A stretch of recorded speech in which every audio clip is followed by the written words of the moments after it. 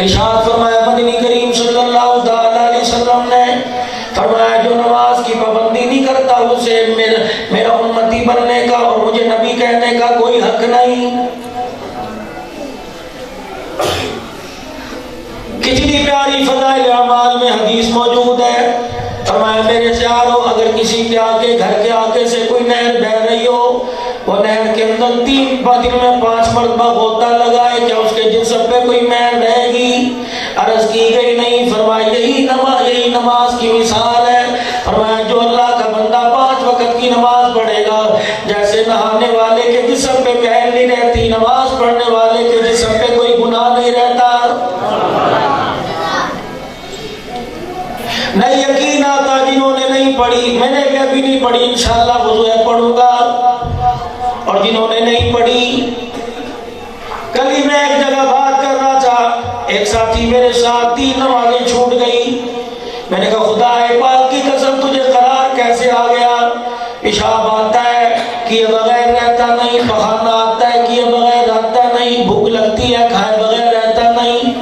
یہ کیسا اللہ کے ساتھ تیرا تعلق ہے؟ 3 مرتبہ ملاقات کا وقت ختم ہو گیا، پھر بھی تیرے دل پر اتنا سا بھار نہ آیا؟ کیا پتا ان 3 مرتبہ ملاقات میں اللہ کے سامنے کھڑا ہوتا پروردگار عالم کون کون سی تیری پریشانی دور کر دیتا۔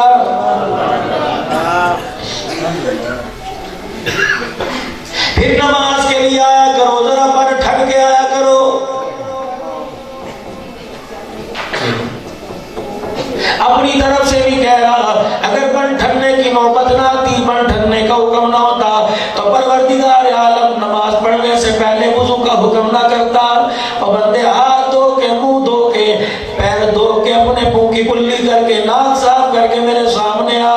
تجھے پتہ ہے اس وقت کس کے سامنے کھڑا ہے؟ حضرت علی رضی اللہ تعالیٰ جب نماز کے لیے کھڑے ہوتے تو اپنے ہاتھ چہرے پہ رکھ کے رونے لگ جاتے۔ غلام قبر نے پوچھا علی کیا بات ہے، کیوں روتے ہو؟ لال کیوں رنگ ہو گیا، چہرہ سرخ کیوں ہو گیا؟ فرمایا کرتے تجھے اندازہ ہی نہیں کس کے سامنے کھڑے ہونے کا وقت آ گیا ہے۔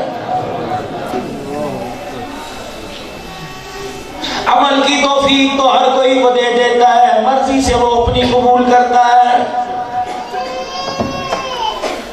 پوری نماز کے اندر اگر اب اس کا دھیان نہ آئے، پوری نماز کے اندر وہ یاد نہ آئے، مسجد سے نکلنے سے پہلے نماز جولی میں ڈال کے باہر نکال دیتا ہے، چل کوئی ضرورت نہیں ہے۔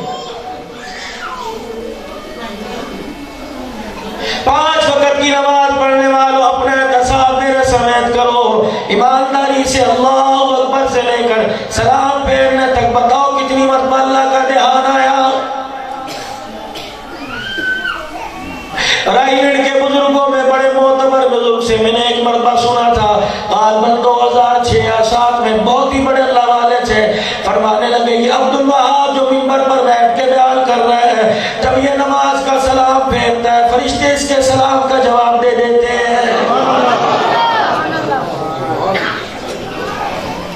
خواص کے مجمع میں حاجی صاحب بیٹھے تھے، فرمانے لگے جب مجھے فرشتوں کا جواب نہیں ملتا میں نماز کو دوبارہ لٹاتا ہوں، اللہ اکبر، لگتا ہے میری نماز میں کوئی کمی رہ گئی۔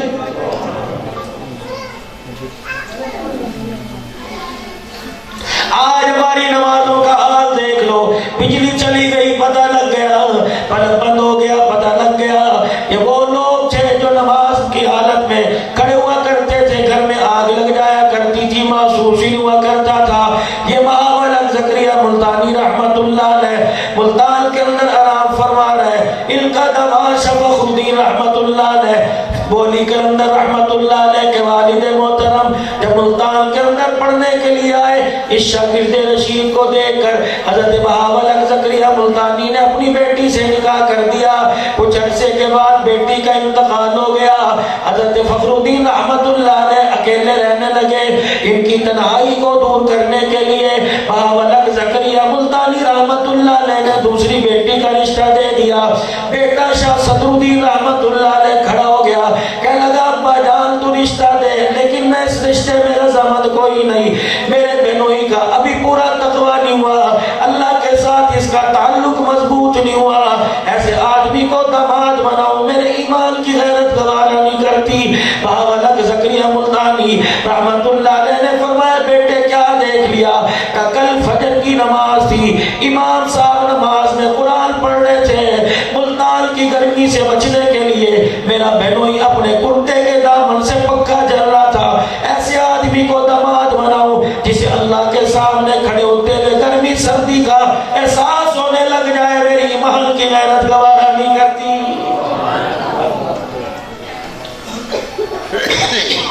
ایسا آدمی جسے نماز میں پتہ لگے پنکھا چل گیا پنکھا بند، ایسے آدمی کو گھر داماد نہیں بنایا کرتے۔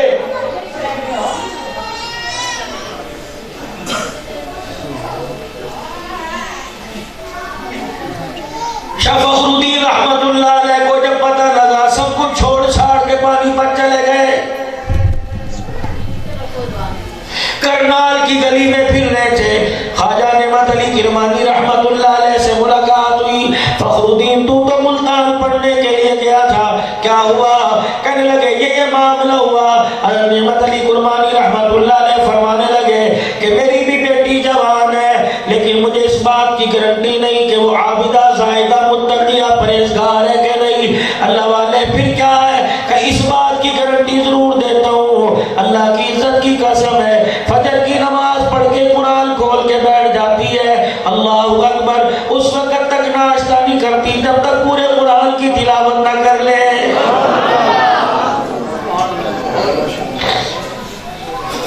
کتنی بدنصیبی کی بات ہے جھگ والو، ہمیں تو رمضان المبارک کے مہینے میں بھی پڑھنا نصیب نہ ہوا۔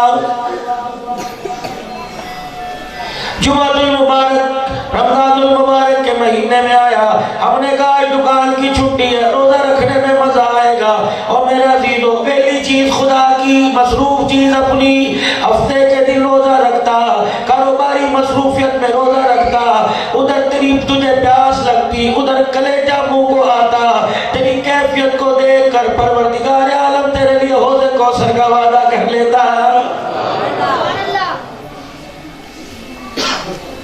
بچا کچا مال سارا اللہ کو،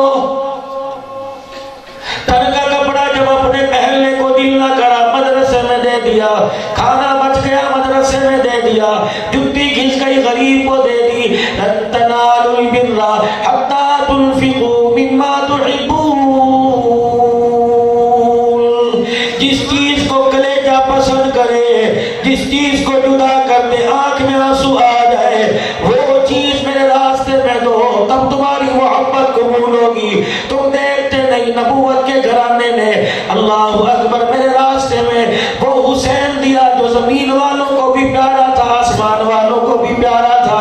اللہ اکبر، جس نے ماں کی گود کے اندر دودھ پیتے ہوئے ماں کے چہرے کی طرف دیکھا، ماں نے آنکھوں میں آنکھیں ڈال کے کہا آج تجھے دودھ پلایا، کل قیمت کیا ادا کرے گا؟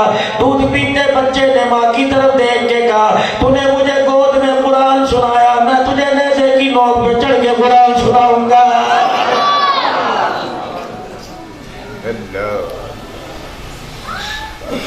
کہ میری بیٹی کا اندازہ اس بات سے لگا لے اب تو اسے متقیہ کہے یا پرہیزگار کہے یا رابعہ بصریہ کہے، جب تک فجر کی نماز پڑھ کر قرآن پاک مکمل نہیں کر لیتی اس وقت تک ناشتہ نہیں کرتی۔ میں نے کہا یہ کیسے ہو سکتا ہے؟ اس چیز کا اندازہ مجھے اس وقت لگا حافظ آباد سے پیر محل جاتا ہوں، اللہ اکبر 250 کلومیٹر دور جا کے جمعہ پڑھا کے آتا ہوں، پیسے کا لالچ نہیں، شہرت کا لالچ نہیں، تبلیغی مرکز میں جاتا ہوں، اس تبلیغی مرکز کی بنیاد رکھنے والا مولانا محمد صدیق ربانی رحمت اللہ علیہ، آج بھی اس کی گھر والی 80-85 سال کی عمر ہے۔ ایک دن بیٹا کہنے لگا مولانا اماں جی کے بارے میں بتانا چاہتا ہوں۔ میں نے کہا کیا؟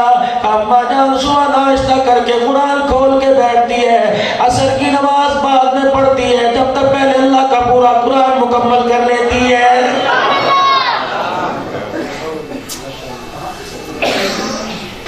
ایک کونے میں ایک العصر کے اندر ایک اللہ والا بیٹھا ہے، بہت سارے حضرات اس کے نام سے واقف ہوں گے۔ میں نے کہا مفتی صاحب ہر وقت زبان ہونٹ ہلتے رہتے ہیں، کہنے لگے 35 سپاروں کا روزانہ پڑھنے کا میرا معمول ہے۔ ہمارے پاس مال کی دولت ہے، ہمارے پاس سونے کی دولت، ہمارے پاس چاندی کی دولت، بدنصیبی کی بات، ہمارے پاس قرآن کی دولت نہیں.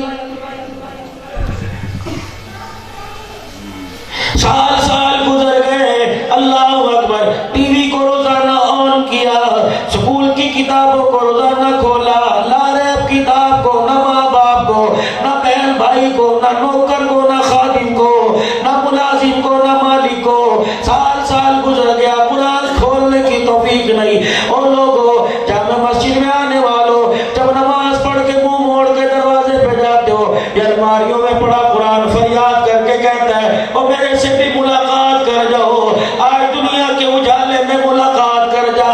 اللہ کی عزت کی قسم ہے، میں قبر کے اندھیرے میں تیرے سے ملاقات کروں گا. آج میرے سے یاری لگایا، میری یاری موڑ کی نہیں توڑ کی ہے، تو دنیا کی زندگی میں یاری لگا، میں تیرے سے قبر میں بھی یاری لگاؤں گا، موت کے وقت بھی یاری لگاؤں گا، میدان محشر میں بھی یاری لگاؤں گا. جس کی میں کتاب ہوں، مجھے اس کی عزت کی قسم ہے، میری یاری اتنی پکی، جب تک جنت کی چوکھٹ میں پار نہ کرا دوں میں تیرا ہاتھ نہیں چھوڑوں گا.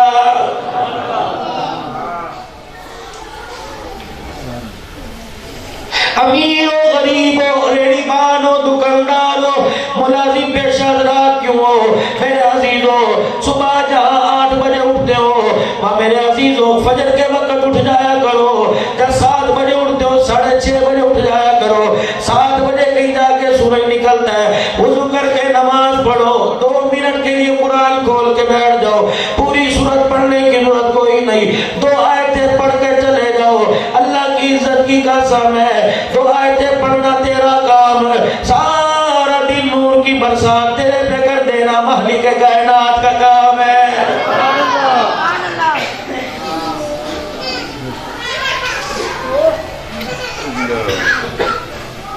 جن بچوں نے قرآن پاک حفظ کیا، ان کے ماں باپ سے درخواست کروں گا، جب تک استاد اس چیز کی ضمانت نہ دے دے کہ تیرے بچے کو قرآن یاد ہو گیا، اور پھر اس کے بعد رمضان المبارک کا مہینہ آوے، آپ کا بچہ مصلی پہ کھڑے ہو کر جب تک قرآن پاک نہ سنا دے، اپنے بچے کو اسکول کا منہ نہ دکھانا، ورنہ خدا پاک کی قسم ہے، ادھر اسکول کی زمین پر قدم رکھا، ادھر سارے قرآن کی بہاریں ختم ہو جائیں گی.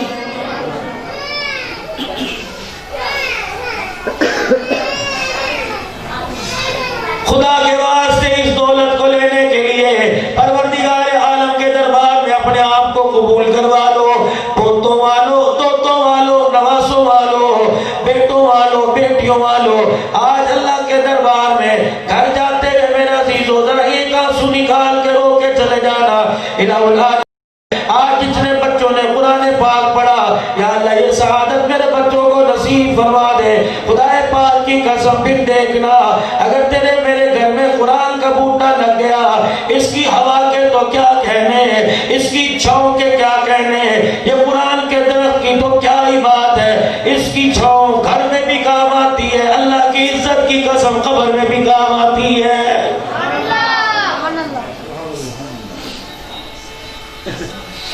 مولانا علیم صاحب کی عبدالعلیم کی میں کیفیت دیکھ رہا تھا، جب یہ رو کے کہہ رہے تھے کہ آج میری 3 سال کی محنت رنگ لے آئی. کیا عالم ہوگا جب حافظ قرآن کے سر پہ خدا پاک قیامت کے نور کا تاج رکھوائے گا، استاد کی محنت کیا لائے گا جائے گی. جھگوالو، انتخاب کرو نیک گھرانے کا، ماں باپ سے کہو ایسے رشتے لا کے دے، اللہ اکبر، جن کی جھولی میں خدا کا قرآن نظر آئے، سینے میں محمد کا فرمان نظر آئے. ایک بھی ایسی قرآن کی نسبت والی گھر میں آ گئی، خدا پاک کی قسم پورے خاندان کا بیڑا پار کر کے رکھ دے گی. خدا بخش بی بی رحمت اللہ علیہ، خواجہ نعمت علی کرمانی رحمت اللہ علیہ کی بیٹی شاہ فخر الدین رحمت اللہ علیہ کی بیوی بنی. 9-10 مہینے گزرے، گود میں ابو علی کلندر رحمت اللہ علیہ آ گئے. اتنا روئے، ماں پریشان ہے، ابو پریشان ہے، خاندان پریشان ہے، گھر والے پریشان ہے. کیا ہو گیا؟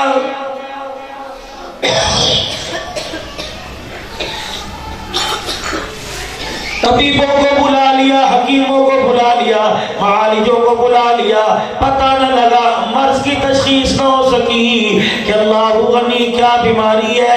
حضرت فخر الدین رحمت اللہ علیہ پریشان ہو کر پانی پت کے بازار میں نکلے، ایک اللہ والے کے چہرے پہ نظر پڑی، اللہ والے چہرے سے مشورہ کرنا کیا ہے، کہ 3 دن ہو گئے، اتنا بچہ رویا، بچنے کی امید کوئی نہیں، کہاں ہے کہ گھر میں؟ اللہ والے آ گئے، حضرت بولی کلندر کا چہرہ دیکھ کے ہنسنے لگ گئے، کہنے لگے اس کے مرض کا علاج میرے پاس ہے۔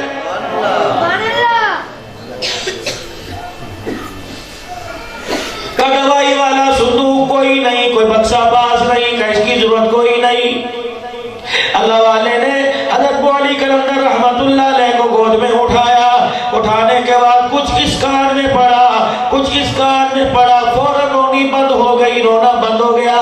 بولی کلندر کو بستر پہ لٹایا، کہا اب ضمانت دیتا ہوں انشاءاللہ یہ بچہ روئے گا نہیں۔ فخر الدین رحمت اللہ علیہ کہنے لگے کیا کر کے جا رہے ہو بابا؟ کہ میں نے اس بچے کے چہرے پہ نظر دیکھ ڈالی، مجھے محسوس ہو گیا، مجھے اس کے مرض کی شناخت ہو گئی، مجھے پتہ لگ گیا اسے دوائی کی ضرورت نہیں، قرآن کی تلاوت کی ضرورت ہے۔ بزرگوں آپ کو کیسے پتہ لگا؟ کہ پہلے بتا اس کی ماں کا لگاؤ قرآن کے ساتھ کیسا ہے؟ کہ اللہ اکبر، اتنا قرآن کی تلاوت کرتی ہے، اتنا اللہ کا قرآن پڑھتی ہے، اللہ اکبر، اس کی غذا اللہ کا قرآن بن گئی۔ 9 مہینے ماں کی کوکھ میں رہا، ماں نے اسے قرآن سنایا، اسے خون کا فیض کم ملا، قرآن کا فیض زیادہ ملا۔ جب یہ بچہ ماں کی گود میں آیا، ماں ناپاکی کی حالت میں چلی گئی، اسے اس کے غذا ملنا بند ہو گئی، اس بچے کو بھوک لگی، اس نے رونا شروع کر دیا۔ میں نے آ کے 2 آیتیں اس کان میں سنا دی، 2 آیتیں میں نے دائیں کان میں سنا دی، بچے کو اس کی غذا مل گئی، اس کا پیٹ بھرا، اس نے رونا بند کر دیا۔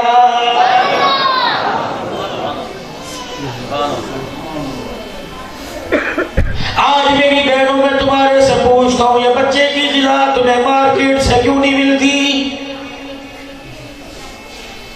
بیبی لوشن ملے گا، پیمپر ملے گا، نیپی ملے گی، ایک دن کے بچے کے سائز کا جوتا جھنگ کے بازار میں ہے، کپڑے بازار میں ہے، کمبل بازار میں ہے، ورثوں نے طرح طرح کا کھلونا بازار میں، ساری چیزیں اپنی اولاد کو دی ہے۔ آج کہتے اولاد خدمت نہیں کرتی۔ اگر اولاد نے پوچھ لیا اماں ماں کی گود میں قرآن والی دولت کی دینا تیری ذمہ داری تھی، اماں تیری خدمت تب کرتے، تو نے وہ دولت ہمیں کیوں نہیں دی؟